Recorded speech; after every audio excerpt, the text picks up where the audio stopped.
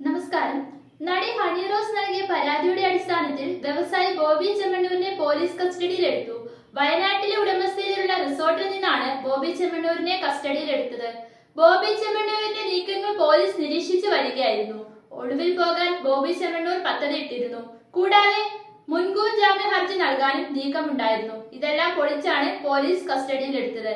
പരാതി നൽകിയതിന് പിന്നാലെ വയനാട്ടിലേക്കുള്ള റിസോർട്ടിലേക്ക് ഇയാൾ മാറിയെന്ന് പോലീസിന് വിവരം ലഭിച്ചിരുന്നു.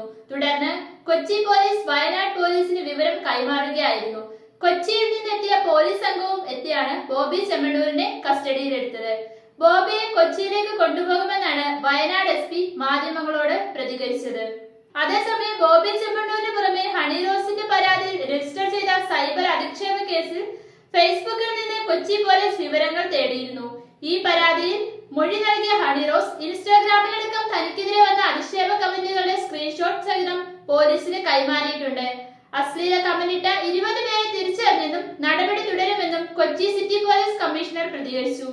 എറണാകുളം സെൻട്രൽ പോലീസ് സ്റ്റേഷന് പരാതി നൽകിയ ശേഷം ഹണി റോസ് ഇൻസ്റ്റാഗ്രാമിൽ ബോബി ചെമ്മണ്ണൂരിനെതിരെ പോസ്റ്റ് ഇട്ടിരുന്നു. തുടർച്ചയായി നടത്തിയ അശ്ലീല അധിക്ഷേപങ്ങൾക്കെതിരെ ബോബി ചെമ്മണ്ണൂരിന്റെ മാനസിക നിലയിലുള്ള താങ്കളുടെ കൂട്ടാളികൾക്കെതിരെയും ഉടൻ പരാതി നൽകുമെന്ന് പോസ്റ്റിൽ പറയുന്നു. അതോടൊപ്പം നടി ബോബി ചെമ്മണ്ണൂരിന്റെ അഹങ്കാരത്തിനെതിരെ തുറന്നടിക്കുകയും ചെയ്തു. താങ്കൾ താങ്കളുടെ പണത്തിന്റെ ഹുങ്കിൽ വിശ്വസിക്കൂ, ഞാൻ ഭാരതത്തിന്റെ നിയമവ്യവസ്ഥയുടെ ശക്തിയിൽ വിശ്വസിക്കുന്നു എന്നായിരുന്നു നടിയുടെ ഭാഷ്യം. സ്വർണ്ണ വ്യാപാര സ്ഥാപനത്തിന്റെ ഉദ്ഘാടനത്തിനിടയിൽ ഉടമ നടത്തിയ ദ്വയാർത്ഥ പ്രയോഗങ്ങൾക്കും കമന്റുകൾക്കുമെതിരെ നടി നേരത്തെ പരസ്യമായ വിമർശനവുമായി രംഗത്ത് വന്നിരുന്നു.